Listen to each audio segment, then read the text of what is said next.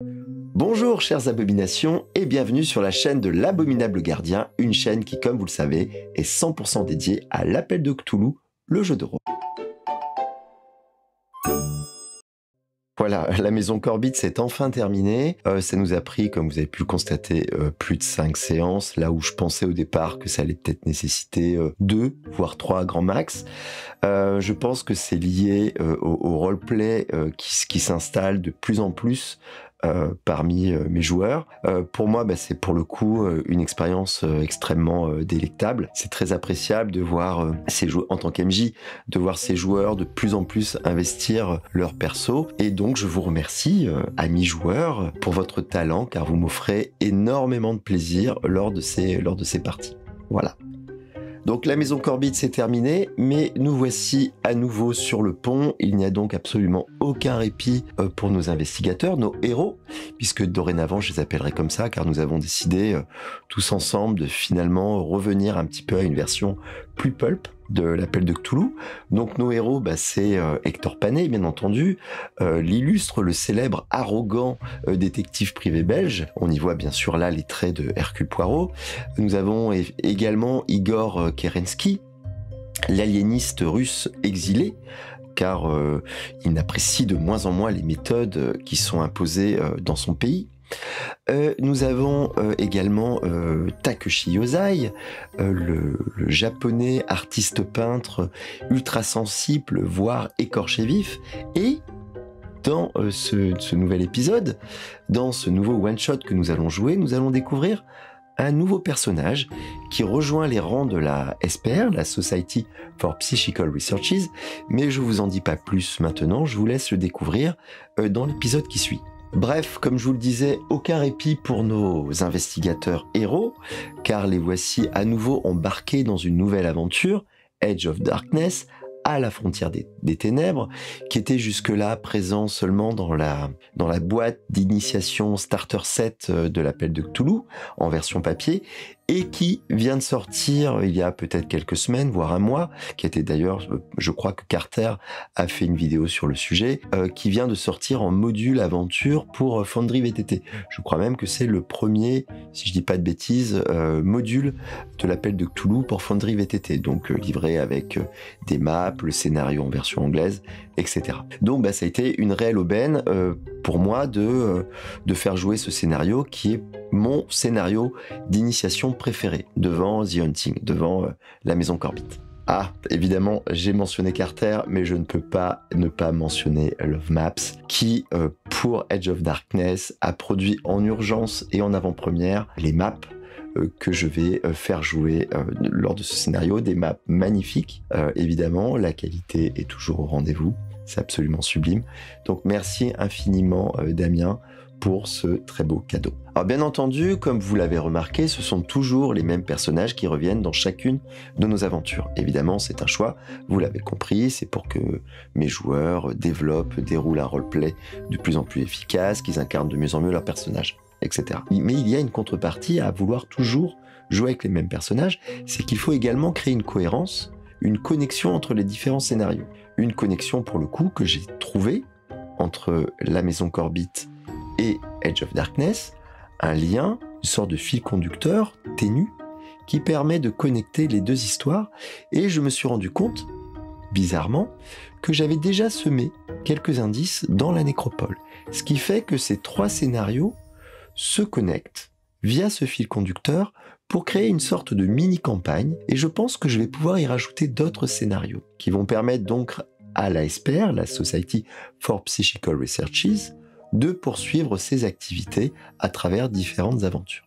Évidemment, je ne parlerai pas aujourd'hui de ce fil conducteur. J'ai envie que mes joueurs découvrent par eux-mêmes cette strate en filigrane de complot, peut-être, sous-jacent à toutes ces aventures. Mais sachez que j'ai bien l'intention de faire une petite vidéo dans les coulisses du MJ dédiée à cette idée de fédérer 3-4 scénarios one-shot au sein d'une même campagne.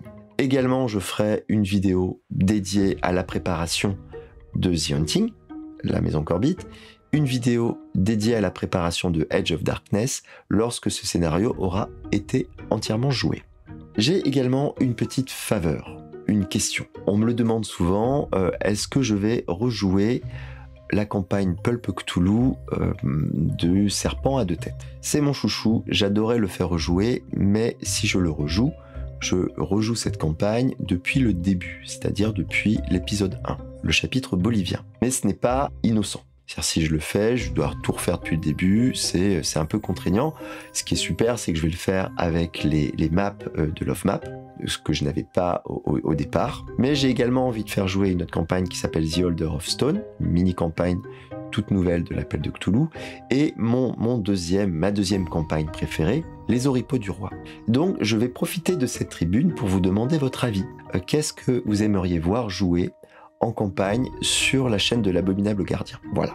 Vous pouvez répondre en commentaire directement sous la vidéo. En attendant, j'espère que vous allez vous amuser autant que nous sur Edge of Darkness, et je vous dis donc à tout de suite. Fondu au noir. Nous sommes le 22 avril 1924, il est 14h, et nous retrouvons Hector, Igor et Takeshi dans le jardin d'hiver du Brunswick Hotel à Boston. Sur la route qui vous ramenait à l'hôtel, messieurs, vous avez pu prendre toute la mesure de la supercherie avec laquelle et tout le machiavélisme avec lequel Harvey Knott vous a mené en bateau depuis le début de cette histoire. Cependant, la mission est terminée, c'est un succès. Vous repartez donc pour Londres les poches pleines, mais un goût amer persiste. La voiture vient donc de vous déposer devant le Brunswick Hotel, et donc vous sortez de la voiture sans dire au revoir au chauffeur complice, et vous rentrez dans le lobby. « Monsieur Panet ! Monsieur Panet !» Vous apercevez le réceptionniste derrière le comptoir qui vous interpelle, tenant à la main un pli. « On m'a remis ceci pour vous. Il semblerait que ce soit très important. » Oh, merci mon petit. Oui. Le réceptionniste vous remet ce pli, et puis vous décidez de vous poser au jardin d'hiver de l'hôtel Brunswick pour justement ouvrir ce pli, regardez, parce qu'il a l'air un petit peu épais. Le jardin d'hiver est vide, il n'y a personne attablé à cette heure-ci, il est 15h à peu près, et vous pouvez découvrir ceci. Voilà. Classifié, top secret, en date du 22 avril 1924. En en-tête, c'est la Society for Psychical Researches, à Londres, et c'est à destination de Hector Panet. Urgent, réactivation antenne Arkham. Ça, c'est le titre. La présente vous est adressée sous pli confidentiel en vertu de vos fonctions au sein de notre honorable société pour la recherche psychique. Suite au récent legs testamentaire d'une bâtisse sise à Arkham dans le Massachusetts, anciennement siège de l'association des jeunes hommes chrétiens, le comité directeur a décidé la réactivation de l'antenne locale de notre agence. Cette réouverture, bien que précipitée, est jugée indispensable. Elle fait suite à de récents événements que nous ne détaillerons pas ici, mais que vous découvrirez sans nul doute lors de votre prise de fonction sur place. Vous êtes donc requis de vous rendre sans délai à Arkham, accompagné de votre équipe, afin de superviser l'établissement et la structuration opérationnelle du bureau local. La direction de cette antenne a été confiée au professeur Archibald Whitmore, récemment nommé par notre conseil, et bien qu'éminent dans son domaine, le professeur Whitmore est encore novice en matière de terrain. C'est pourquoi nous avons toute confiance en votre expérience pour lui transmettre les méthodes rigoureuses et les valeurs fondamentales de notre société. Afin de refléter l'importance de cette mission, sachez que vos appointements ainsi que ceux de vos collaborateurs seront doublés pendant toute la durée de votre affectation. À ce jour, je suis navré de vous l'écrire, aucune échéance n'a été fixée à cette mission. Nous vous conseillons donc de prévoir les effets nécessaires pour un séjour prolongé, possiblement jusqu'au terme de l'hiver prochain chez nos cousins Yankees. Monsieur Whitmore viendra vous chercher demain à la gare d'Arkham à 12h02. Des billets de train accompagnent ce courrier. Vous prendrez le train de 10h18. Veuillez croire, Monsieur Panet, en l'expression de notre considération la plus distinguée et de notre gratitude anticipée. Sir Algernon W. Coleridge, secrétaire général, Society for Psychical Researches, London. Voilà. Hector, vous secouez l'enveloppe et 3 billets de train tombent sur la table. Messieurs, je crois que nous allons rester quelque temps aux États-Unis, si vous n'y voyez pas d'inconvénient. Quelle raison? Nous sommes appelés par la société mère à nous rendre à Arkham, à la rencontre du professeur Archibald Whitmore, qui est donc en train de monter un nouveau bureau, on va dire, dans la ville d'Arkham. Quelqu'un déjà dans votre connaissance, professeur? Très bonne question. Non, Monsieur Whitmore, vous ne le connaissez pas. Non. Vous ne savez pas du tout à qui vous allez avoir affaire. Quelqu'un qui m'est, ma foi, inconnu. Ouais. À l'issue de ce moment, dans le jardin d'hiver, vous décidez donc de rester. En plus, c'est une occasion, malgré tout, inespérée de rester dans les parages et de s'efforcer à l'avenir de gâcher la vie de ce salopard de Knott. Personne ne vous attend à Londres, vous êtes tous les trois libres comme l'air et plein aux as. Fondu au noir. Arkham, 22 avril 1924. Dans le quartier de French Hill, nous retrouvons Monsieur Archibald Whitmore dans un autre jardin d'hiver. De cette maison, vous pouvez apercevoir en contrebas les toits de l'université Miskatonic et un petit peu plus loin, vous pouvez apercevoir l'eau de la Miskatonic River couler paisiblement. Mon cher Archibald, comme tous les matins, vous prenez un thé bergamote accompagné d'un trait de lait d'amande, une poire et juste un œuf mollet. C'est tout. Ce ne sont pas vos nouvelles attributions qui vont vous faire changer vos habitudes. La seule différence, c'est que depuis quelques jours, vos petits déjeuners matinaux ne se prennent plus dans votre ancien petit appartement, mais dans une jolie serre attenante à votre nouveau logement, une grande bâtisse victorienne sur les hauteurs de French Hill. C'est également vos nouveaux bureaux. Vous avez toujours votre chaire de folkloriste à l'université Miskatonic et par conséquent votre bureau dans le bâtiment Robert Carter Memorial, au premier étage. Mais votre vie a changé et dorénavant, vous ne vous y rendrez que pour quelques cours magistraux en amphithéâtre. L'année universitaire de toute manière est bien avancée, vos élèves sont en révision, vous avez du temps pour votre nouvelle mission et amorcer votre nouvelle vie au sein de cette belle institution qu'est la SPR. Ce matin, vous êtes malgré tout un petit peu stressé, car vous allez rencontrer une délégation de la SPR de passage aux États-Unis. Vous avez été averti de cette rencontre hier au soir, par un appel téléphonique. Ce qui vous impressionne le plus dans cette rencontre, c'est qu'elle est menée par le célèbre Hector Panet. Sa notoriété, bien entendu, a traversé l'Atlantique depuis bien longtemps. Et cela ne vous met pas très à l'aise. Soudain, le carillon sonne. À travers la vitre, vous apercevez un jeune homme à vélo, avec une casquette de postier, qui tend le bras. « Monsieur, c'est un courrier très urgent, c'est un télégramme. Monsieur !» Et il actionne sa petite cloche pour vous faire descendre. Eh bien, jeune ami, donnez-moi ça, je descends très vite. Tu vois effectivement que c'était un télégramme. Urgent. Arkham, 23 avril 1924, Sainte Mary Hospital. Mon cher Archibald, stop.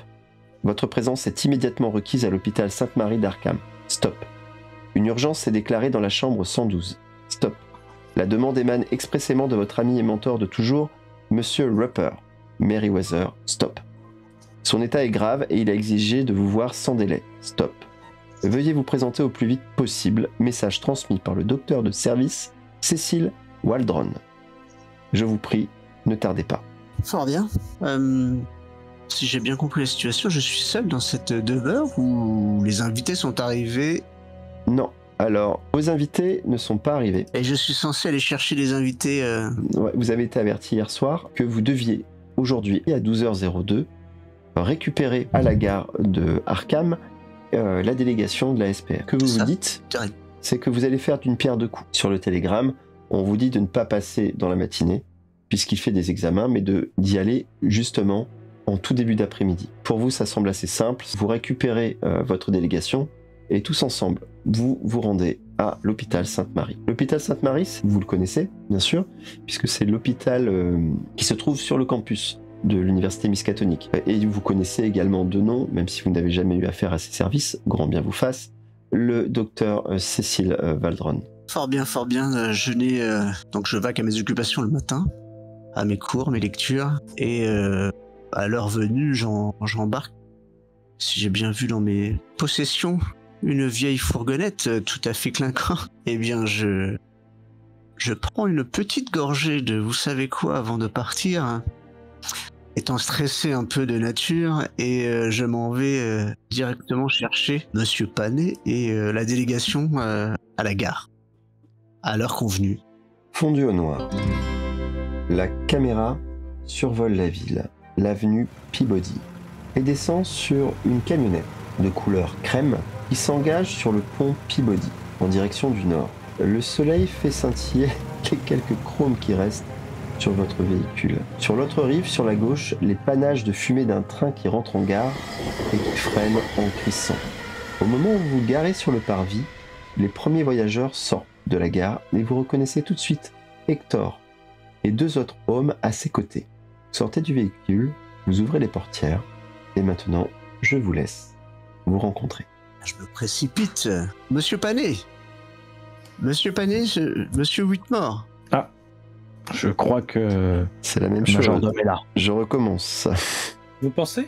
Bah écoutez, il a l'air de nous connaître. Je vous le montre tout de suite. Il a la J'ai- quarantaine. C'est un jeune professeur. Il ressemble à ceci.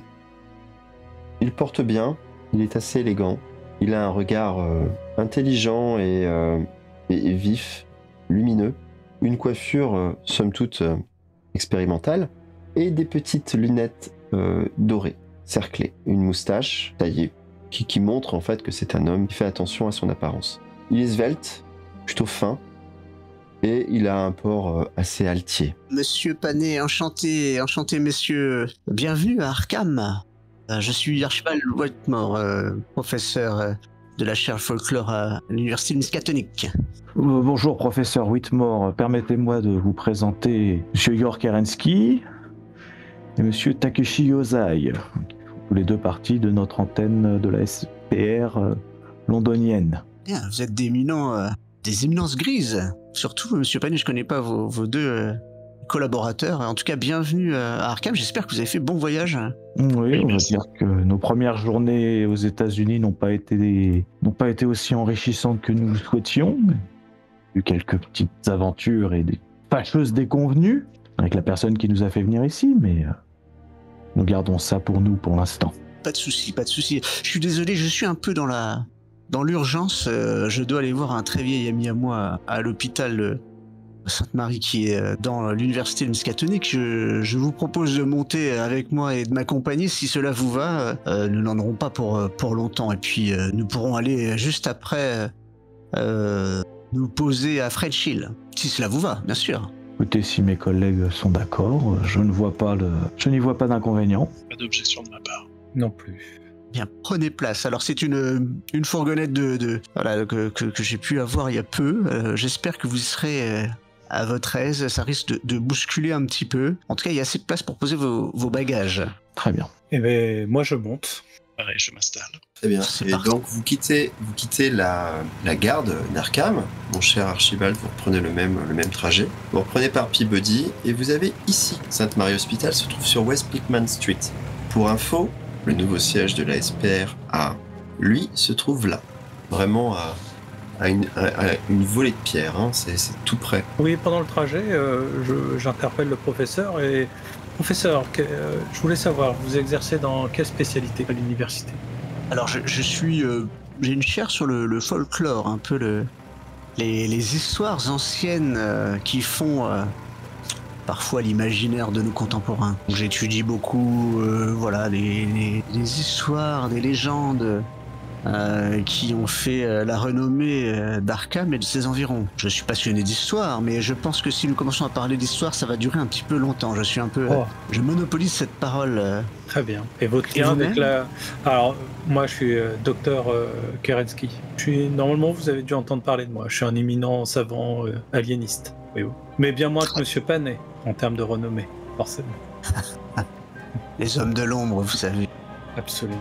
Je pense que Monsieur Panet pourrait vous raconter 2-3 histoires folkloriques, j'imagine, qui pourraient enrichir vos recherches. N'est-ce pas, Monsieur Panet? Très certainement, nous en avons tout le tour du ventre des histoires folkloriques, hein, même si certaines ne sont que des histoires. Que vous dites? Je me tourne vers le troisième collaborateur. Je n'ai pas bien saisi votre nom. Excusez-moi, j'ai pas l'habitude de voir des personnes de votre origine. Takeyoshi Yosai, enchanté. Yosai. Je suis peintre Et enquêteur à la SPR, un viseur perdu. Bien. Et pourquoi nous rendons-nous à l'hôpital, au fait? Alors j'ai mon mentor qui a priori j'ai reçu un télégramme ce matin très tôt et il a des problèmes de santé a priori importants, mais je ne sais pas quelle est la nature exacte de ces problèmes. Il devait faire des examens ce matin même. Donc voilà, si vous souhaitez ne pas m'accompagner et vaquer à d'autres occupations, je n'en serai pas bien sûr vexé. Pour ma part, je vois pas, si vous ne voyez pas d'objection à vous accompagner, je ne vois pas d'objection à vous accompagner également. Moi, à l'hôpital, vous savez... Oui, vous serez dans votre décor. Très bien. Un nouveau fondu au noir, et vous êtes tous les 4 assis sur un banc dans un couloir à la forte odeur de javel. Vous entendez dans le lointain le brouhaha d'un hôpital, ça résonne. Face à vous, il y a une porte vitrée, opaque, derrière laquelle vous apercevez des personnes se déplacer. C'est un vieil hôpital, donc il commence à tomber un petit peu en ruine. On vous a dirigé vers cette chambre, la chambre 112. Une nurse vous a dit simplement vous a donné l'étage, vous a dit de monter, donc c'est au premier étage. De temps en temps, vous apercevez des patients déambuler lentement dans les couloirs. Quelques portes qui claquent, des infirmières et des médecins que vous pouvez entendre par bribes un petit peu dans le lointain. Que faites-vous, messieurs? En écoutant que ma patience, je vais aller toquer à la porte. La chambre 112. Parce que je sais que c'est la chambre de mon mentor. Rupert, puis-je entrer? Tu frappes à la porte et tu vois une silhouette se rapprocher de la porte, grandir. Là, tu entends la porte s'ouvrir, la poignée sectionnée, la porte s'ouvrir. Et tu vois cet homme, ce médecin sortir, entrouvrir la porte.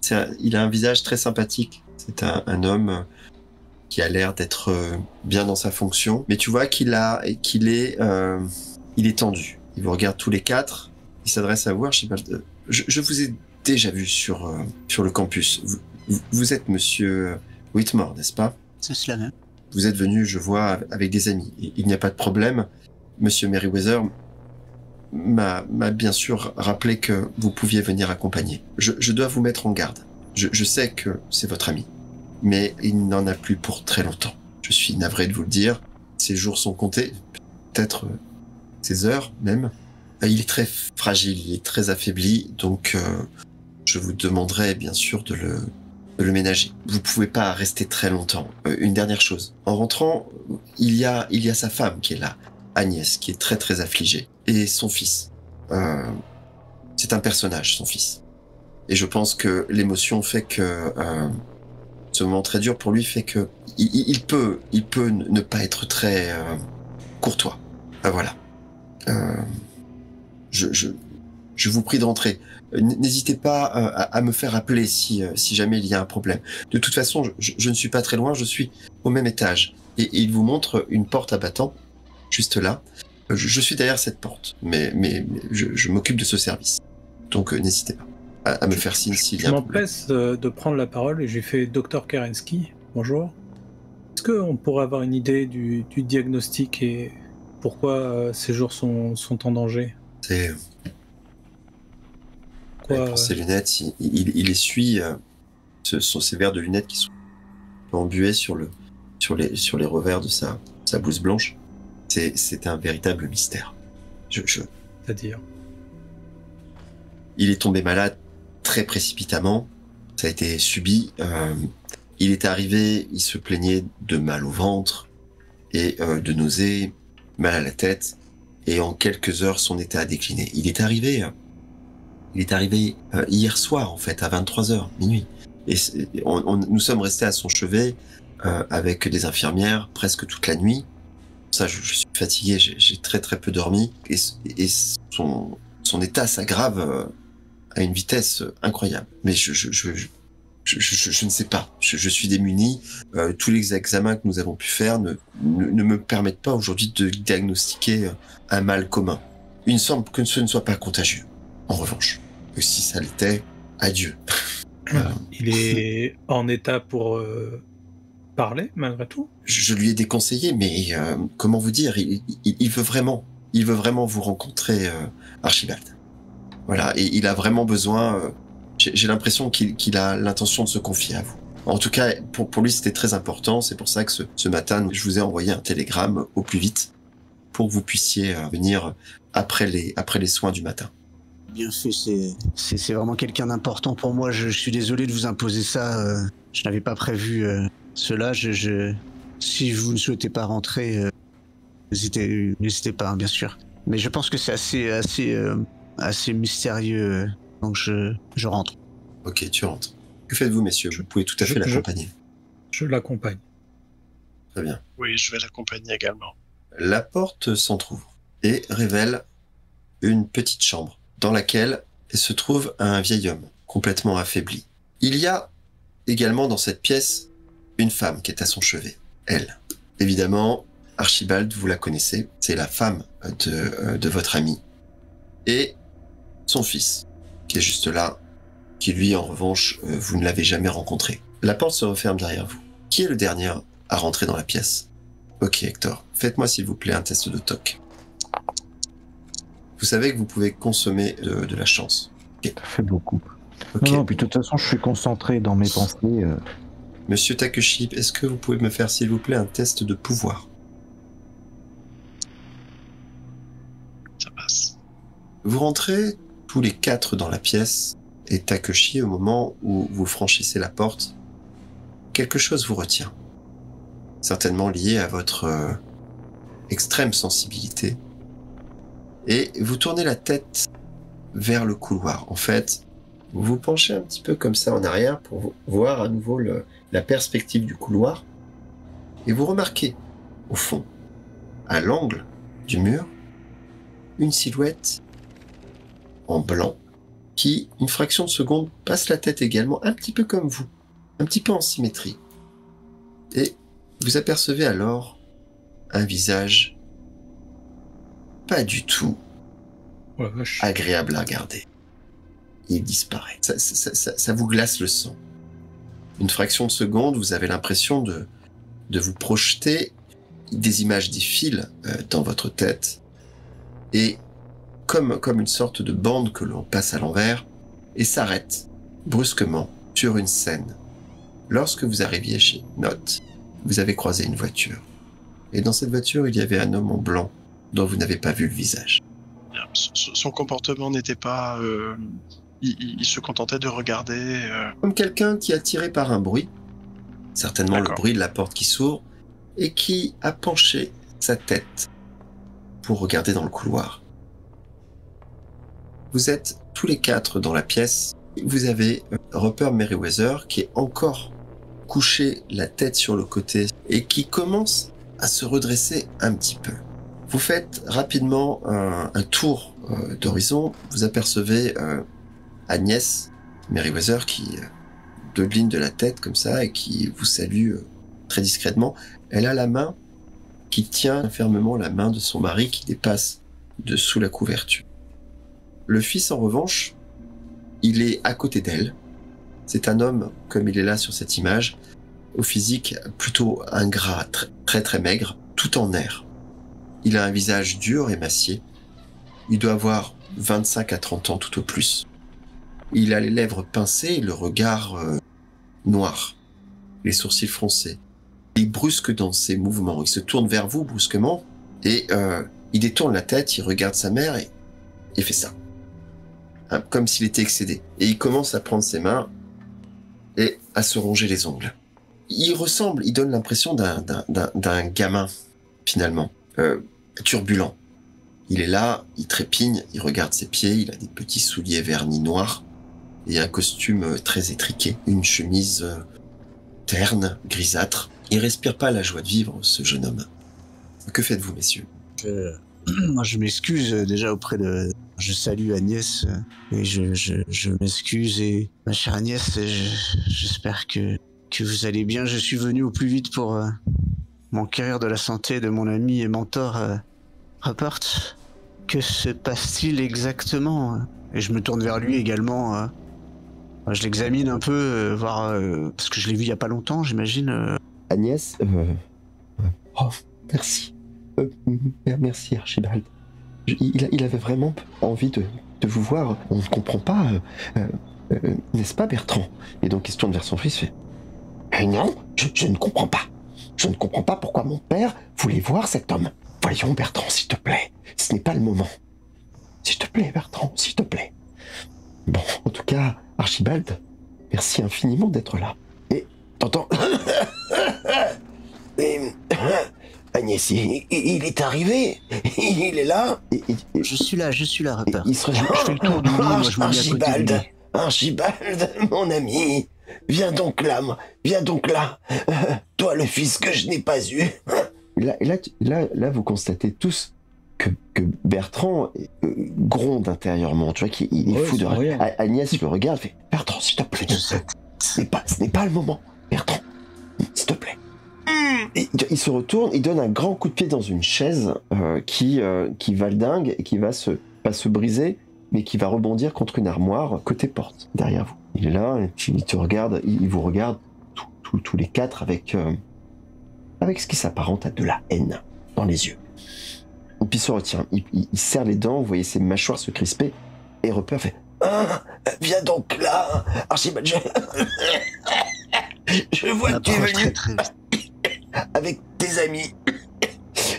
Je suis ravi de savoir que tu reprends le flambeau.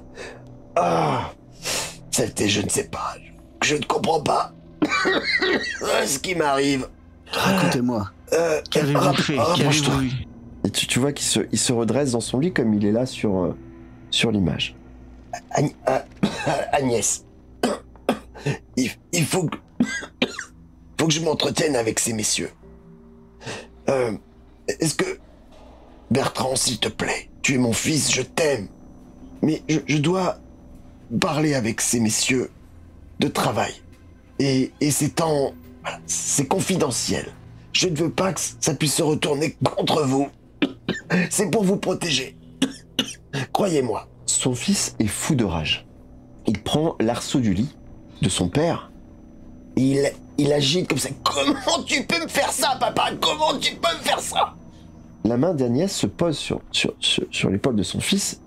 Calme-toi, Bertrand, calme-toi. Tu te rends pas compte dans quel état tu mets ton père? Sortons. Et elle le prend par la main et il redonne un coup de pied dans l'armoire. Il éclate le bas de l'armoire en bois.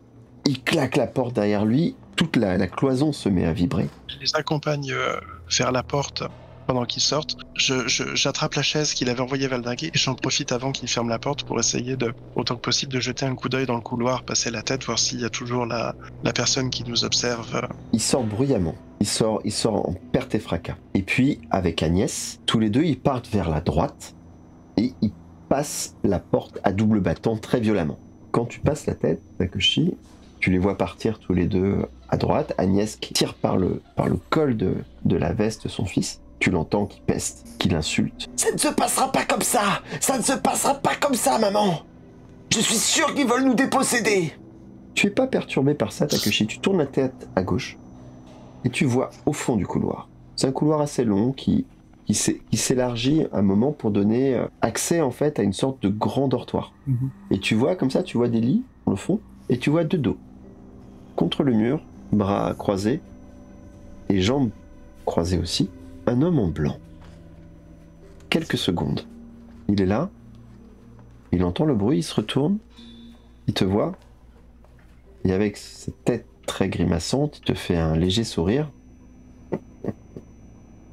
et il sort de ton champ de vision en allant croiser l'angle du mur. Vous êtes tous les quatre dans la chambre. Rupert s'est redressé. Il s'est adossé au lit. Archibald, la couverture est tombée un petit peu et révèle un corps tout amaigri. Tu vois ses mains qui tremblent, ses bras, tu devines en fait les os et les muscles. Très très sec. Tu vois qu'il a perdu certainement énormément de poids depuis la dernière fois où tu l'as vu. Ça remonte quoi? Peut-être que vous vous êtes croisés il y a peut-être 2-3 semaines. Tu es passé lui rendre visite, il est à la retraite. Et comme tu le faisais régulièrement à une certaine époque, voilà, t'es allé le voir, vous avez échangé, vous avez peut-être bu un café ensemble. il était en forme à ce moment-là. Et là, ce que tu vois t'affecte beaucoup. Tu vois que pour toi, comme un père et un ami, est vraiment en très mauvais état. Il prend la parole. Regarde sa main, tu vois qu'il y a du sang sur sa main. Vous voyez qu'il y a du sang sur sa main. Je suis content que tu sois là. Je suis content que vous soyez là tous les 4. Parce que vous ne serez pas assez de 4. Croyez-moi. Faut que je vous raconte. Il faut que je me confie. Dans ma jeunesse. Tu le sais, Archibald, je suis passionné moi aussi d'occultisme. Et avec des camarades étudiants, nous nous sommes lancés dans une exploration innocente de l'occulte. Il y avait un homme plus âgé, un certain Marion Allen, qui nous a guidés un peu sur ces voies-là. C'était un précurseur, un homme brillant et ouvert d'esprit, ce qui faisait grandement défaut dans nos milieux universitaires. Tous ensemble, nous devions être discrets, alors nous avons acheté un corps de ferme, à quelques kilomètres d'Arkham, dans un coin, un petit bled paumé qu'on traverse quand on va vers vers ce si joli petit port que l'on nomme Innsmouth. Vous savez. Et ce petit coin s'appelle Ross Corner. Donc on achète tous les 6, on se cotise, on a un peu d'argent. Et il crache du sang encore. Et donc on achète cette petite ferme, dans un endroit tranquille où on allait pouvoir mener, tu comprends, des séances de spiritisme et tout ça dans la plus grande intimité. Hélas, nos travaux n'ont pas du tout eu les résultats attendus. Notre dernière expérience.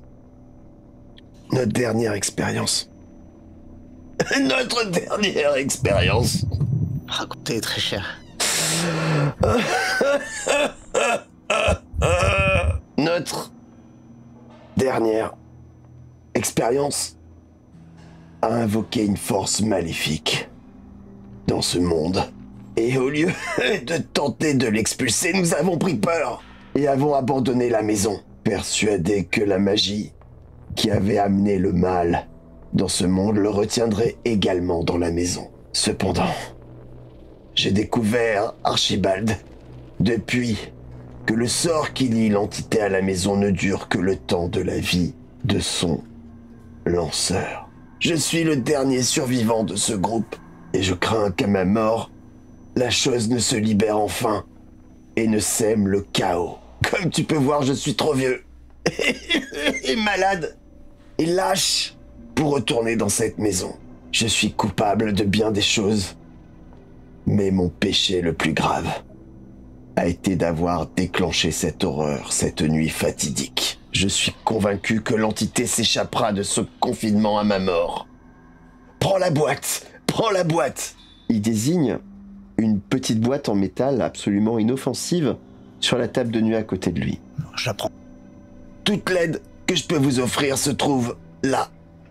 Vous devez trouver le courage, messieurs, de renvoyer cette chose d'où elle vient. Vous devez veiller à ce que là soit fait. Faites-le pour moi, s'il vous plaît. De quelle chose vous parlez?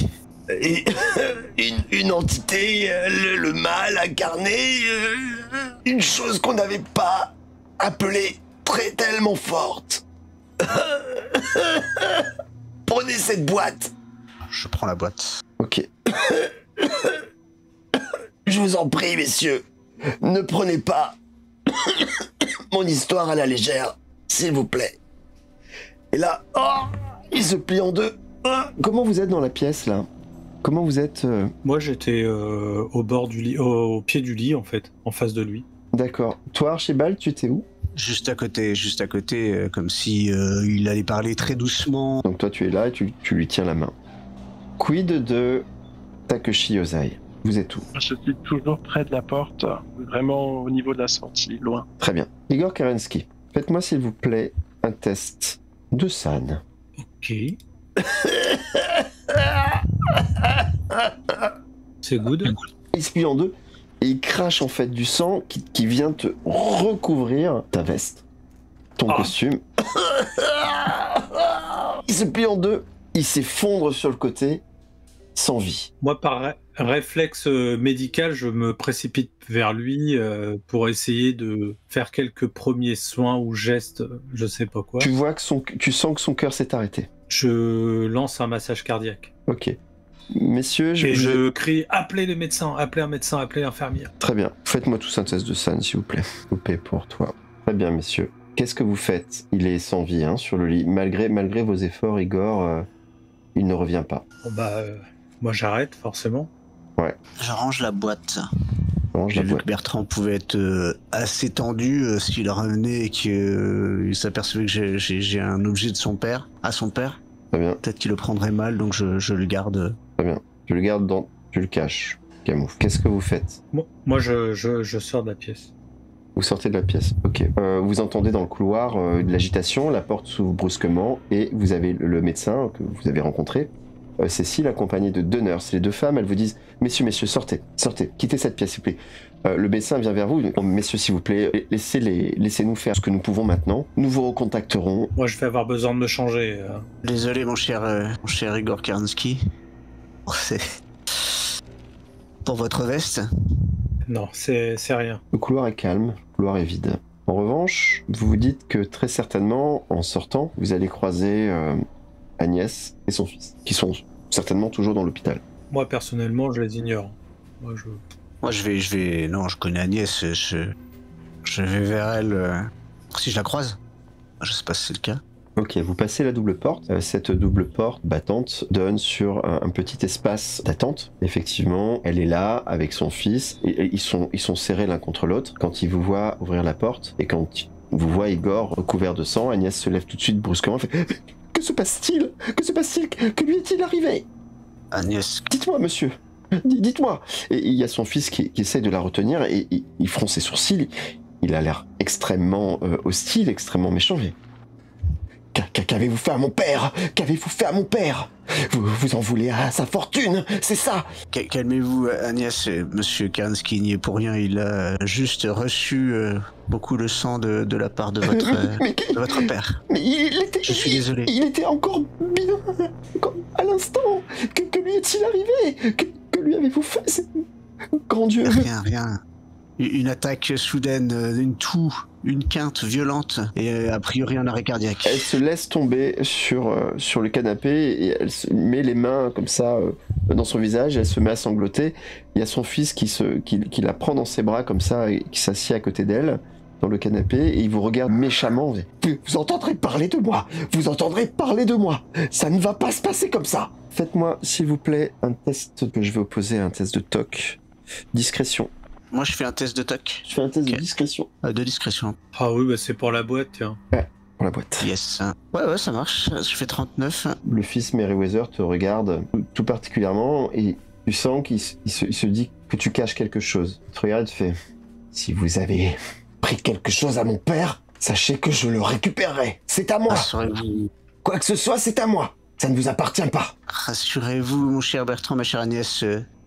Nous ne sommes pas là pour ce genre d'histoire et votre père, s'il y a un testament ou quoi que ce soit, vous aura sûrement tout légué en termes de propriété et de biens. » Vous traversez un dortoir et vous sortez de l'hôpital. La dernière chose que vous avez entendue, ce sont les sanglots d'Agnès et les jurons de son fils. Que faites-vous, messieurs? Moi je propose qu'on sorte de l'hôpital. Je vous propose qu'on aille à French Hill. Vous pourrez déjà peut-être vous désaltérer, poser vos affaires et... Je vais bien me rafraîchir un peu. Je sais pas encore dans quoi vous nous avez lancé, monsieur Panet, mais... Ouais, non, rien du tout. Laissez-moi tranquille. Ah, c'est quand même vous qui nous avez fait venir ici. Oui, mais j'ai obligé personne à suivre ce cher Archibald. Fort bien. Ça fait, vous avez raison, monsieur Panet. Et je suis sûr que votre costume sera comme neuf une fois que nous serons passés à la blanchisserie. Malheureusement, le sang, ça part pas comme ça. Bref. Vous quittez l'hôpital. Votre domicile est à moins de 2 km du campus universitaire. C'est quasiment en haut d'une petite montée. Dans une zone pavillonnaire, vous arrivez, vous garez la camionnette devant les grilles du manoir. Vous rentrez chez vous, vous rentrez directement dans le salon. Au rez-de-chaussée, premier étage, comme on veut, vous allez avoir votre salon dans lequel vous vous retrouvez pour travailler tous ensemble. Sur le même niveau, vous avez aussi une salle de réunion. Et puis vous avez une cuisine aussi, un peu plus spartiate. Et l'étage du dessus, ce sont l'étage des chambres. Il y a 3 chambres pour l'instant, mais en tout cas, faites comme chez vous dans ces locaux de la SPR. Choisissez les chambres qui vous conviennent. Je prendrai la dernière. Et la dernière chambre fait également bureau. Et c'est le bureau de Archibald. Rassurez-moi, vous n'avez pas de sous-sol dans lequel vous entreposerez des personnes décédées.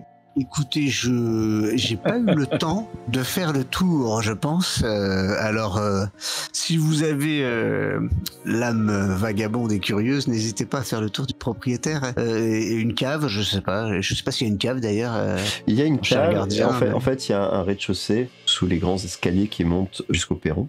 Vous avez juste une chambre qui sera certainement la chambre de bonne, une réserve. Donc vous voilà dans le grand salon. Archibald, vous posez sur la table centrale cette boîte en fer blanc. Et j'imagine que vous êtes tous les 4 autour de cette boîte. Absolument. Lorsque vous ouvrez la boîte de Rupert, vous avez tout d'abord une lettre de Rupert Merryweather, qui reprend ce qu'il vous a dit dans sa chambre. Il y a une enveloppe jaunie qui contient l'acte de propriété de la maison et la clé, certainement de la serrure. Il y a également une petite boîte en or, à cette taille-là. Petite boîte en or en forme de sarcophage, qui a l'air très ancienne. Et pour finir, sur le fond de la boîte, il y a un fin journal relié de cuir. La boîte en forme de sarcophage est décorée. D'ailleurs, est-ce que quelqu'un la manipule? Parce que là, vous ouvrez la boîte et vous voyez tout ce qui est dans la boîte. Comment vous procédez, messieurs? Avec l'objet, je me propose d'ouvrir et je pense que mon impatience et mon excitation prévaut à ouvrir ce type d'objet. Donc, vous ouvrez la boîte très facilement, le couvercle se soulève très facilement. Vous avez une vue intérieure du sarcophage. Il y a des inscriptions hiéroglyphiques qui sont gravées dans le bois. On dirait que l'extérieur, ce sont des hiéroglyphes. L'intérieur, on dirait une autre langue. Ça ressemble plutôt à, comment on appelle ça? Du démotique. Du démotique, voilà. Donc, des hiéroglyphes simplifiés. Quelqu'un peut me faire un test? Qui a des compétences en archéologie ici? Moi, je peux lancer savoir. Je peux le faire. Histoire, Moi, ouais, je peux vas-y. faire archéologie aussi. Hein. Ça marche aussi, Ah, archéologie. ça marche aussi, archéologie. Ben non. Ce qui se passe, c'est que vous n'êtes pas en capacité de décrypter les hiéroglyphes.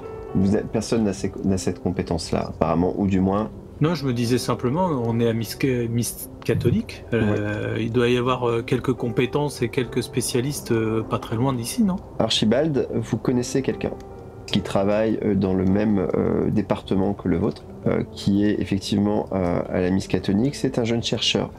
Il s'appelle le professeur Warren Rice. Son bureau est à quelques bureaux du tien, dans la même aile de bâtiment. Warren Rice. Warren Monsieur. Rice. C'est un jeune égyptologue, très talentueux. Tu Le sais. nom me dit quelque chose. Ouais, il a fait parler de lui.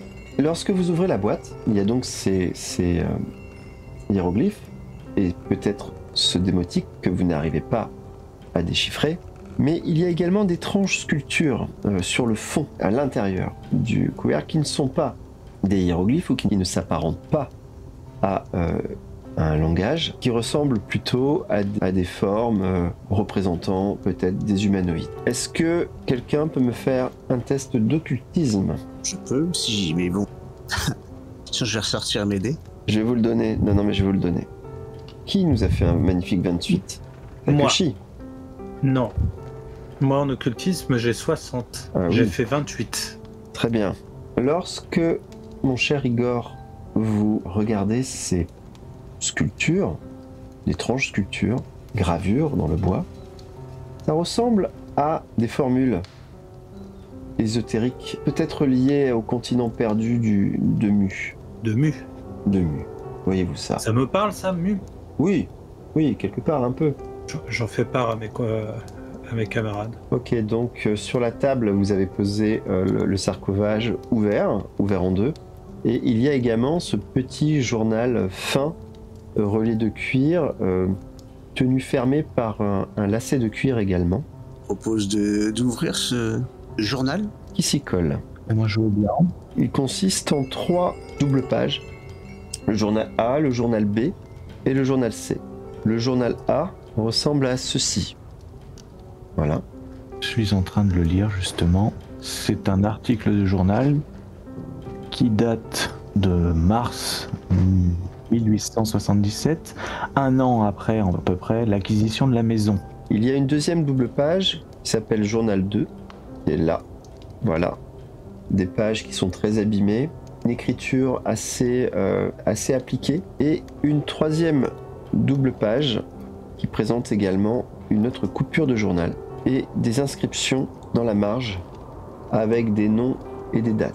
Si vous voulez, je vous fais un léger résumé et après je vous laisserai le temps de tout compulser. Il tient le journal des activités de la confrérie noire. C'est comme ça que ont décidé de s'appeler, se sont baptisés les 6 membres de ce petit club un peu particulier qui pratiquait l'occultisme dans une maison, dans un corps de ferme, dans les faubourgs de Ross Corner, un petit village. Les entrées ont toutes été rédigées par Rupert Merriweather. C'était certainement le secrétaire du club. Il y a une dernière coupure de journal qui est datée d'août 1882 et collée à côté de l'entrée marquant le meurtre macabre de Marion Allen. Alors, donc je commence à avoir presque tout lu. Ce que je pense pour l'instant, c'est que il faut qu'on finisse de tout. On va pas aller trop vite. Il faut lire absolument tout ce qu'on a. Il faut mettre en commun tout ce qu'on a pu lire, tout ce qu'on a pu noter. À partir de là, on verra effectivement qui on peut, ne serait-ce que pour mutualiser les trajets, pour éviter de faire des allers-retours dans toute la ville, comme des poulets sans tête. Effectivement, il faudra faire appel à quelqu'un pour traduire les hiéroglyphes, les inscriptions. Il y aura effectivement besoin, je pense, d'aller voir peut-être donc le docteur Armitage, bibliothécaire en chef de l'université, pour voir avec lui. Et peut-être dans un des livres de sa bibliothèque, on pourrait trouver de quoi expliquer les symboles occultes qui sont dans le sarcophage. Et puis à partir de là, on verra. Je pense qu'il ne faut pas se précipiter et avancer méthodiquement. Moi, je partage. Par contre, il y a quand même des choses avec l'histoire d'invocation de djinns, machin, enfin, etc. Parce que là, c'est vrai qu'il faut qu'on se focus peut-être sur le sarcophage, mais il y a quand même tout un pan ésotérique. Il faudra voir avec le docteur Armitage si on peut accéder au livre d'Evernis Mysteries pour en savoir plus, puisque c'est un nom qui revient régulièrement dans le journal. Visiblement, Marion Allen a pris ses infos dedans. C'est ça qu'il a mis sur la piste du djinn, donc je pense qu'il faudra consulter le livre à un moment ou à un autre. Monsieur Whitmore, monsieur Archibald, que pensez-vous de tout ça? Vous apprenez de ces techniques de la SPR, il vous impressionne? Je suis très impressionné effectivement de cette... Monsieur Panet n'a pas encore parlé, hein. ça va tout... Il y a des histoires de dates aussi, de moments propices à peut-être cette invocation, voilà, donc ça aussi à creuser, je pense. Avant la pleine lune, si j'ai bien lu. Oui, avant la pleine lune, effectivement. On va penser peut-être à trouver un calendrier lunaire ou voir avec un professeur d'astronomie à l'université si lui peut nous en faire un. Et par contre, qu'est-ce qu'on dit de la bande des 6 là? Alors, je suis en train de lire le journal. Tout soir, ouais. Accident de carriole. Alors, il n'y a pas eu d'accident de carriole, si je peux me permettre. De ce que j'ai compris, même si je n'y crois pas vraiment, ils auraient invoqué donc une créature. L'un aurait eu le cou brisé par la créature, qui embrasse la créature. C'est dans un des cahiers de journal, pas un des journaux. C'est Mencken, Robert Mencken, normalement, qui embrasse la créature et qui meurt. Copley devient fou, si je me trompe pas. Monsieur Allen, Marion Allen est mort à la Nouvelle-Orléans.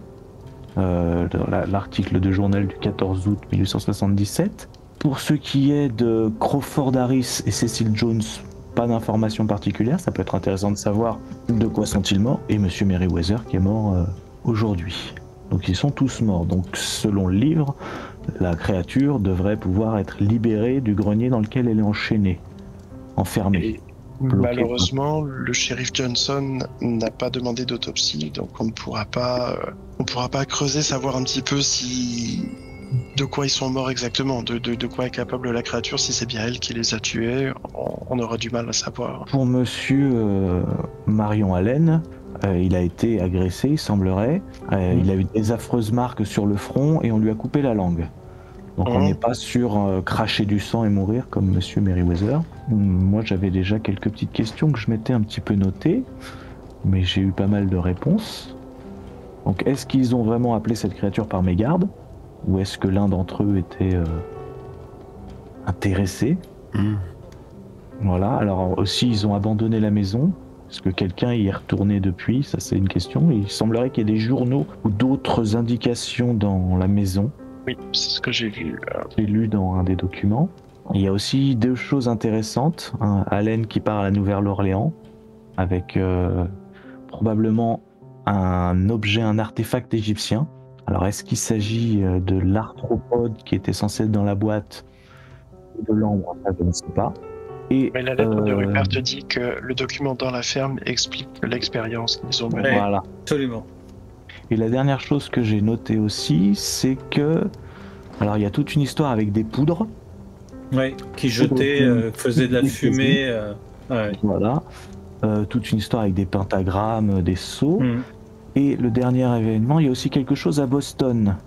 Il dit surtout ne pas aller à Boston. Je ne sais plus dans quel document, c'était dans le 3e, où Marion Allen, avant d'aller à la Nouvelle-Orléans et de mourir, a dit à Monsieur Merriweather, n'allez surtout pas à Boston. Alors attendez, je ne sais plus où c'était. Donc, qu'y a-t-il à Boston? Je pense à Monsieur Knott, mais je ne pense pas qu'il était déjà dans ce genre de choses, sachant qu'il n'était pas là à l'époque, même probablement pas encore adulte. Mais bon, d'ailleurs, Monsieur Kerensky, je vais vous montrer la lettre que j'ai écrite à Kim pour dénoncer cet affreux malfaisant. Hein. J'ai passé l'après-midi à la rédiger, histoire qu'elle enquête sur lui et qu'il ait un retour de bâton assez rapide. Hein. Vous me direz ce que vous en pensez. Alors, avec grand plaisir. Alors, bien entendu, Archibald, vous ne comprenez pas trop cet échange. Kim, qui est Kim, et de quoi parlent Hector et Igor? Est-ce que, messieurs, vous entendez parler, c'est des choses qui ont qui peuvent avoir un rapport avec ce que nous essayons de découvrir aujourd'hui? Non, rien. Une vengeance personnelle que je mets en place. Méthodiquement, j'ai envie de dire. Méthodiquement. Je n'aime pas qu'on se moque de moi, et encore moins de mes associés, mais surtout de moi. Ça, donc ce ne sont pas mes affaires, je considère ainsi. Non. Vous entendrez parler de cette histoire, parce que je me connais, je vais ruminer. Mais pour l'instant, nous avons autre chose sur lequel nous pouvons nous concentrer. La clé, il y a bien une clé dans la boîte? Il y a bien une clé dans la boîte, tout à fait. Pas une clé de maison? C'est la clé de la ferme, non? Oui. Oui, c'est ça. Ouais. Il y a une chose qui m'énerve aussi un petit peu, c'est cette lettre d'excuse. C'est charitable de sa part de nous refiler le bébé, mais bon, il a bien eu une vingtaine ou une trentaine d'années pour s'en occuper. Je suis désolé, je sais que c'est votre mentor. Il a avoué sa lâcheté. Il a avoué sa lâcheté sur l'article de la mort. C'est quelque chose que vous avez du mal à accepter, Archibald. Hein. Voilà, les commentaires qui sont faits sur le corps encore fumant de votre ami. Si cette histoire invraisemblable est vraie, j'ai envie de lui dire, plutôt que de suivre des cours et de mener la belle vie avec une femme et enfant, il aurait pu régler ses problèmes. Chose qu'on demande à n'importe quelle personne digne de confiance. Ne m'en voulez pas. Non, mais je le prends quand même pour moi et je me dois de laver, en fait, pas votre affront, mais voilà, de laver un peu toutes les mauvaises expérimentations de mon ami et mentor. Et cela vous honore. J'ai une petite question pour savoir si vous avez lu la même chose que moi, messieurs. On parle du Vermis Mysteris, mais il y a bien un deuxième livre qui est cité. Vous êtes bien d'accord? On n'a pas le nom, mais il y a bien un livre qui était dans la est en possession de Monsieur Allen. Mais qui est resté dans la maison. Alors, rester dans la Qui avait maison, plus de détails là. peut-être, mais je commence à en avoir assez de ces livres de magie. Je préfère des meurtres facilement élucidables. Ah, si ces meurtres vous donnent un petit peu de fil à retordre. de fil à retordre, vous aimez aussi, hein. Vous aimez les énigmes et les intrigues que le Quidam est bien incapable de résoudre. Je préfère quand même quand l'assassin est le mari trompé. Non? Oui, mais ça donne... On perd moins de temps et on gagne plus d'argent. Ah, je ne vous savais pas si proche de cet aspect monétaire des choses. Comme tout le monde, hein, nous avons une vie. Alors, est-ce que nous orientons vers... Il y a bien un second livre, je suis désolé, ça y est. Il prétend que l'explication des pouvoirs de cette boîte figure dans un second livre. Donc si De Vermis Mysteris c'est un deuxième livre, il y a un premier livre. C'est ça que j'arrive pas à comprendre. Un volume de référence à la bibliothèque Horn de l'université. Donc ça, il faudrait voir s'il y a des archives qui dateraient de 1977-1976 avec l'emprunt d'un livre par Monsieur Marion Allen. Il est donc 18h à peu près. Même si l'université ferme ses portes, vous, en tant que professeur-chercheur, vous avez accès, si vous avez envie de travailler la nuit à la bibliothèque universitaire, vous en avez complètement les moyens. C'est une très très bonne information, mais je ne sais pas si Comparse souhaite travailler la nuit. On a accès quand même au registre d'emprunt, si c'est le cas. Oui, tout à fait. Vous avez d'autres collègues de travail qui ont l'habitude de travailler tard et également de rester tard à l'université. Warren Rice fait partie de ces personnes qui n'ont pas de vie et qui passent les 3/4 de son temps enfermé dans son bureau, au même étage que ton bureau. Ça veut dire qu'on pourra, on pourra faire appel à lui en dehors des heures de cours. Oui, mais je vais manger quelque chose avant. Bien sûr. Où avais-je la tête? Je ne sais pas recevoir. Je suis toujours la tête dans les bouquins. Veuillez m'en excuser. Mais y a-t-il quelque chose à se mettre sous la dent néanmoins? Il y a un garde-manger dans la cuisine. Les tiroirs sont pleins de... Et quelques bouteilles, bien sûr. Il y a quelques bouteilles, il y a quelques conserves. Non, on va se faire un petit frichti. Ah ben non, ça se dit pas encore à l'époque. Bon, je vais chercher un peu tout ça et on va se mettre à l'aise. Et effectivement, une bonne enquête est une enquête qui se fait le ventre plein. Donc je m'occupe de tout ça, amener quelques bouteilles une ou deux bouteilles de vin qui doivent traîner dans la cave. Et puis ce que je trouve dans le garde-manger, et je ramène ça au milieu et j'incite chacun à se servir. Donc on est là, j'imagine, autour de la table en bois. Le feu crépite dans la cheminée. La nuit est tombée sur le quartier de French Hill. Que décidez-vous après ce repas frugal? Je finis de lire les journaux. Je suis vraiment tellement absorbé par les journaux d'ailleurs que je ne prête même pas attention à la nourriture. D'accord. Voilà. Vous voyez Takeshi qui s'est installé dans ce fauteuil-là, qui dévore en fait et qui essaie de comprendre, qui prend des notes pendant que vous êtes à table et que vous mangez. Allez, venez manger. Vous êtes déjà tout sec. Presque sans regarder, je prends n'importe quoi sur la table et je commence à mâchouiller, mais vraiment plus par automatisme que vraiment parce que je lis est très inquiétant. Je vous propose de faire un premier petit point sur l'état des choses, messieurs, de ce que j'ai noté, et comme ça vous pouvez rajouter peut-être vos observations. Donc si nous partons à l'université, j'ai noté 3 choses à vérifier. Un professeur d'archéologie à rencontrer, peut-être Monsieur Rice, à propos du sarcophage et des inscriptions. Oui.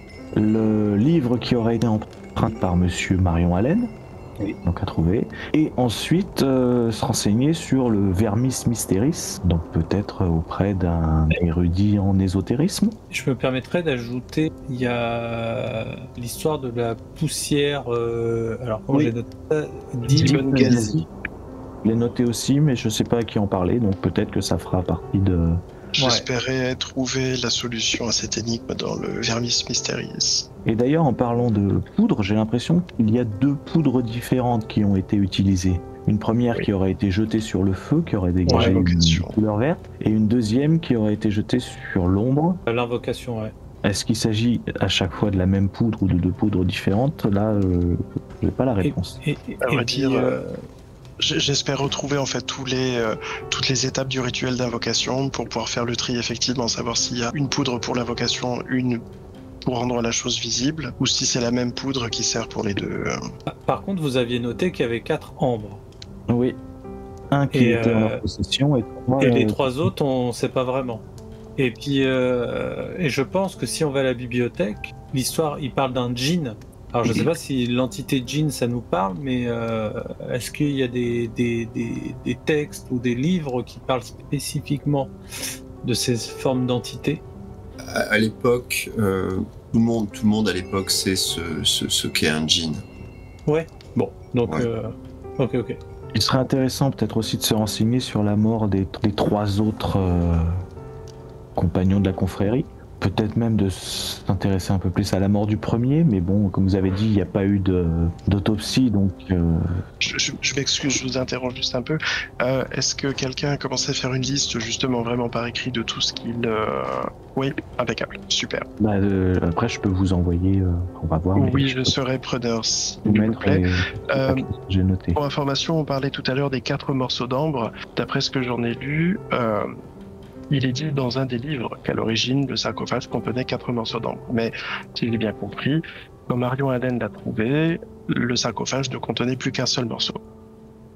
J'ai compris la même chose. Dans ce que j'ai noté aussi, est-ce que ce serait intéressant peut-être de rencontrer la veuve? Peut-être pas dans l'immédiat, mais histoire de savoir s'il est au courant de la jeunesse de Monsieur Merryweather. Je pense qu'il lui a caché pas mal de choses. Le fiston, je sais pas. Le fiston, j'ai pas l'impression que... Bon, il avait l'air d'en avoir gros sur la patate. soit d'une quelconque utilité. Il a peur d'être exproprié. Ouais, mais est-ce que c'est le seul motif? Vous auriez ce pouvoir, Monsieur Whitmore? Non. Le pouvoir de quoi? De l'exproprier. Enfin, il avait l'air Non. remonté contre vous, il a aucune preuve, aucune crainte à avoir, normalement. Oui, tout à fait. Oui, je n'ai pas ce pouvoir. Et puis, il faudrait l'apport d'un notaire. Vous le connaissiez, ce jeune... Je l'ai peut-être croisé une fois, quand il était plus jeune. S'il est diplômé, peut-être, je l'ai croisé au sein de l'université. Mais non, c'était la première fois que je voyais... On mettra sa vigueur sous le coup de la détresse plutôt que sur le coup de vengeance. Il avait l'air de vous prendre pour un dépossesseur de biens. Oh, si ça avait été quelqu'un d'autre, ça aurait été pareil, je pense. Oui, c'est pour ça que je pense plus à une détresse. La dernière entrée que j'ai notée, c'est cette histoire à la Nouvelle-Orléans. Et entre parenthèses Boston, même si j'ai pas hâte de retourner là-bas. Mais peut-être avec votre réseau, vous pourriez peut-être avoir des infos sur ce meurtre brutal, non? Sur les quais un petit peu À la plus. Nouvelle-Orléans, ça pourrait peut-être, effectivement, je pourrais peut-être... Après, des fois, il suffit d'appeler quelqu'un en me faisant passer pour la personne que je suis, et ça peut ouvrir certaines portes, même si je ne suis jamais allé à la Nouvelle-Orléans. Sur la dernière page du journal, je vois que en bas est noté en très fin les noms des 6 membres du groupe. Je vois que certains ont des dates. Le dernier qui n'en avait pas était Rupert Merryweather. Je pense donc que les 2 derniers membres supposés encore en vie sont morts depuis un petit moment déjà. Ah bah, ce sont des dates de décès, oui, puisque... Absolument. Ça, hein, puisque Mars 77, c'est le jour où ils ont fait c'est ça, L'invocation. l'invocation. Les 2 autres sont morts en août 77. Est-ce qu'il y a un lien? Plus récent est Cecil Jones en 19. On pourrait possiblement trouver quelque chose s'il est mort d'une manière un petit peu extraordinaire. Oui, ça pourrait nous en dire plus sur la façon de procéder de la chose. Moi, ce qui m'inquiète, c'est que, donc, pour avoir fini de lire les journaux, j'ai bien compris, la chose est prisonnière de la maison. Mais on a quand même des participants à l'invocation qui sont morts à la Nouvelle-Orléans, loin de la maison. Même ici à Arkham. Même ici à Arkham, loin... alors, peut-être que Merryweather est mort de cause naturelle. En attendant, ceux qui sont morts de cause un peu plus soudaine et brutale, eux sont morts, enfin certains en tout cas sont morts, pour le coup, loin de Ross Corner. À un moment donné, vous me voyez me lever, je regarde un peu à gauche à droite, et puis je m'approchais vers la fenêtre, et puis je vois quelqu'un qui nous épie un peu derrière une haie. Vous avez vu quelqu'un? Mais j'ai l'impression, Monsieur Panet, j'ai l'impression que nous sommes pas seuls. La Sans gouvernante? que nous sommes suivis. À la mention de quelqu'un qui nous épie, je me lève immédiatement et je file à la fenêtre pour regarder. Je regarde avec attention gardien, savoir si Vous voyez tous les deux une silhouette sombre se faufiler, passer devant la grille, en se rabaissant comme ça, en courant le plus discrètement possible, mais rapidement également, et disparaître derrière un arbre. Et la silhouette était assez fine et petite. Ça aurait pu être un enfant. Je tourne les talons, je dévale les marches 4 à 4 et je vais directement dans le jardin. Si je vois quelque chose... Alors, je te suis à toute vitesse et en descendant, j'essaye d'attraper, donc puisque le soleil est en train de se coucher, j'essaye d'attraper une lampe avec l'idée peut-être d'attirer l'attention sur moi pour que toi tu puisses faire le tour un petit peu plus librement et voilà, que toi tu puisses passer un peu plus discrètement. J'essaie d'observer de haut. Vous entendez du mouvement, des branches qui craquent, et vous entendez un déplacement rapide. Écoutez, mon cher Igor, je vous propose d'essayer de suivre à distance respectable, suivre les bruits de pas. Vous arrivez à la grille, la grille est fermée à clé. Ah! Est-ce que je peux l'escalader rapidement? Non, elle est haute, et elle est hérissée de pointes de lance en fait. Moi j'ai l'impression que ma sortie est infructueuse, que les personnes sont parties et au bout de quelques instants je rebousserai chemin et retournerai voir, je dis à Monsieur Takeshi, bon bah écoutez, restons attentifs et essayons de voir si ces personnes indiscrètes décideront de repasser. Mais bon, ce n'est peut-être rien. Je suis vraiment agacé d'avoir perdu la trace, mais voilà, je reste encore un petit moment vraiment à tendre l'oreille, à regarder, et quand ça devient évident que... Tu te mets à la grille, tu tiens les barreaux de la grille et tu essaies de regarder dans le prolongement de la route. Tu ne vois rien, tu n'entends plus rien et le silence revient. Juste le bruissement du vent dans les feuillages. Vous retournez vers la maison, les lumières chaudes éclairent les différentes fenêtres de la maison. Le jardin d'hiver est également éclairé. Vous remontez donc. Moi, juste avant de passer la porte, je fais un tour à 360. Ok. Regarder jardin d'hiver, etc. Fais-moi un test de toc, s'il te plaît. Eh bien, c'est bon. Très bien. Au sol, au-delà de la grille, tu as l'impression de voir une vraie petite pièce métallique qui brille dans la lumière des réverbères qui viennent de s'allumer. Et c'est à peu près sur la trajectoire qu'a emprunté la personne. L'impression de voir un petit objet métallique par terre. Alors, je propose à Monsieur Takeshi d'aller voir le professeur et d'aller récupérer les clés de la grille pendant ce temps, moi je reste un peu focus sur la pièce. Je me redirige vers la grille et je précise à Monsieur Takeshi que j'ai vu un objet qui était derrière et ce serait intéressant qu'on puisse ouvrir la grille. Je vais chercher les clés, je remonte vite à l'étage et j'essaye de trouver la clé de la grille. Je sais pas si j'ai un trousseau de clés avec moi. Alors depuis que tu as pris possession des lieux, tu as une petite chaîne et au bout de cette chaîne, tu as ton jeu de clés que tu glisses toujours dans une poche de ton gilet. Donc tu as les clés sur toi. Vous avez réussi à voir quelque chose, quelqu'un? Bien non, je sais qu'il y avait quelqu'un en bas, mais malheureusement on n'a pas pu voir. Par contre, la personne aurait peut-être échappé quelque chose. Et malheureusement c'est de l'autre côté de la grille. Il me faut vite le trousseau de clés pour pouvoir sortir. Je lui tends la clé. Je cherche même pas à comprendre. Je redescends les escaliers 4 à 4. J'essaierai toutes les clés sur la grille. Tu parviens à ouvrir assez facilement la grille. Je vais directement rechercher... Tu fais 3 pas. Et vous voyez une sorte de petit médaillon, petite chaîne, qui se termine par un petit scarabée, de la taille d'un pouce, même pas, qui est enroulé dans sa chaîne et qui est tombé certainement d'une poche. Qu'est-ce que vous faites? Je reste sur mon idée première de ramasser l'objet que j'avais vu. Tu tends ta main. Fais-moi un test de pouvoir, s'il te plaît. Quel téméraire cet Igor. Toujours dans les... Mais oui, toujours dans les bons coups. Je crois que c'est bon. Takeshi, tu vois Igor tendre la main. Subitement, tu sais qu'il faut pas qu'il le fasse. Il faut pas qu'il le ramasse. Tu le sens parce que tu sens qu'il y a une force puissante qui se dégage de ce tout petit objet. Et tu vois, donc il tend la main, tu t'apprêtes à lui dire de pas le prendre, et tu vois que lui-même s'arrête. Tu t'arrêtes subitement. Tu as senti quelque chose également, et tu renonces. Tu regardes la pièce par terre. Oui.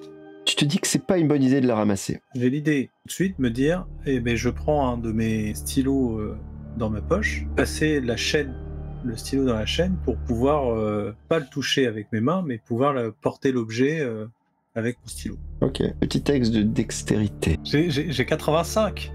Oh, mais attendez. Tu passes le stylo, comme ça, le truc s'enroule et il ne te touche pas la peau. C'est enroulé autour de ton stylo, tu le regardes, Takeshi se rapproche, vous le mettez sous la lampe du réverbère, et vous remarquez que c'est un petit scarabée d'or. Tu vois que sa surface, dans la lumière, s'irise de petites nervures. Ça ressemble à des hiéroglyphes, mais pas vraiment. Et tu remarques également que les pattes sont d'une longueur un petit peu plus longue que la proportion d'un scarabée et se terminent par des griffes très acérées. Le scarabée d'or, qui est une représentation plutôt charmante, là, paraît très agressif et hostile, comme un insecte terriblement venimeux. Et voilà un bien étrange objet. L'idée, c'est de le poser, de le mettre dans une sorte de bocal ou quelque chose comme ça. Takeshi, l'idée même que Igor, que M. Kerensky rapporte cette pièce dans la maison, t'effraie. Tu penses que tu risques de passer une nuit terrible. Cet objet dégage énormément de très très très mauvaises ondes, comme tu en as rarement ressenti. Donc t'es vraiment pas bien, tu trouves que c'est pas du tout une bonne idée ça. Pour la poire en deux, est-ce que si on le laisse dans le jardin d'hiver... Il faut que tu arrives à le convaincre, hein. Mon cher Igor, il s'agit là d'un indice, bien évidemment, mais cet objet me met particulièrement mal à l'aise. Seriez-vous d'accord pour le laisser caché dans le jardin d'hiver dès que cette chose répugnante rentre dans la maison, me glace le sang. Et pourquoi donc ? Mais vous inquiétez pas, monsieur Takeshi, j'avais prévu de mettre ça dans un bocal ou dans une boîte fermée. Mais c'est un indice et je voudrais pas qu'il nous échappe. D'accord pour le bocal, mais si on pouvait le laisser dans le jardin d'hiver caché, peut-être sous un pot de fleurs ou quelque chose, s'assurer que personne ne nous voit le cacher là. Voilà, mais l'idée que cette chose est dans la même bâtisse que moi, je vous avoue vraiment... Est-ce que je le vois vraiment en stress ou je le ressens... Tu le vois en stress. Tu le vois dans le même état qu'il a pu être à un moment... lorsque vous étiez tous les deux en visite de l'hôpital Roxbury, et notamment sa rencontre avec le jeune ouvrier. Je veux pas le rendre plus mal qu'il ne peut l'être, donc je suis son conseil et je me dirige vers le jardin d'hiver. Par contre, ce serait intéressant qu'à un moment donné, on fasse écho de nos recherches, de notre trouvaille à nos deux compères. Bien sûr. Ce que je dis à Bien M. sûr. Takashi. Bien sûr. Donc je me dirige vers le jardin d'hiver et j'essaie de trouver... Je vous propose éventuellement, on pourrait le mettre dans un mouchoir, mettre ce mouchoir dans un pot de fleurs. Moi, j'aimerais bien comprendre quand même, monsieur Takeshi, pourquoi un objet vous rend si mal à l'aise. Il ne te rend pas forcément très bien à l'aise non plus, Igor. Hein. Oui, mais j'arrive pas à voir l'explication en fait. Comment il peut nous rendre si mal à l'aise ? Scientifiquement, ça marche pas. Scientifiquement, nous venons de trouver un sarcophage avec des inscriptions pour le moins étranges à l'intérieur. Quelqu'un nous observe depuis la rue et laisse tomber cet objet absolument néfaste. Oui, bien évidemment, les deux sont liés et je ne tiens pas à ramener un djinn supplémentaire ou que sais-je encore. Pour l'instant, le djinn, si j'ai bien lu les notes, parlait plus d'ambre et de rituels d'invocation, pas de scarabée, quoi. Donc il va falloir qu'on demande conseil à nos deux amis. Écoutez, je vous laisse le ranger comme vous l'entendez. Pendant que vous faites ça, je vais aller prévenir Monsieur Panet et le professeur. Bon, en attendant, je prends le crayon, je prends un mouchoir en papier et je pose la chose dedans comme ça, vraiment du bout des doigts. Où se trouve le petit pendentif ? Voilà, dans un mouchoir posé sur une table dans un coin du jardin d'hiver. Très bien, donc sur la table où Monsieur Archibald a l'habitude de prendre son petit déjeuner. Vous êtes tous les quatre à discuter, il est à peu près 19h, 19h30. Vous n'avez pas encore vraiment décidé de ce que vous alliez faire. Et puis Archibald, donc vous apprenez par Igor et Takeshi qu'ils ont trouvé cet objet et qu'ils l'ont posé dans le jardin d'hiver.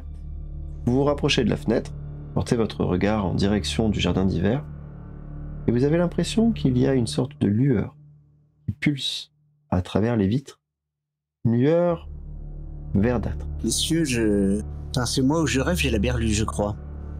Et regardez à travers la fenêtre, est-ce que vous voyez ce que je vois ou je suis vraiment très fatigué en ce moment, ce qui m'arrive, hein. Regardez là-bas. Je m'approche de la fenêtre. On voit ce qu'il voit. Il y a une lumière verdâtre qui traverse les vitres du jardin d'hiver et qui vient éclairer les bosquets aux alentours, les parterres de fleurs, etc. Et qui nimbe finalement tout le jardin jusqu'au pied de l'escalier d'une lueur verdâtre pulsatile. Et nous nous arrêterons là. Messieurs, qu'est-ce que vous vouliez dire ? N'est-ce pas l'endroit où vous avez déposé ce que vous avez trouvé ? Mais on le saura la prochaine fois. Et nous nous arrêtons là.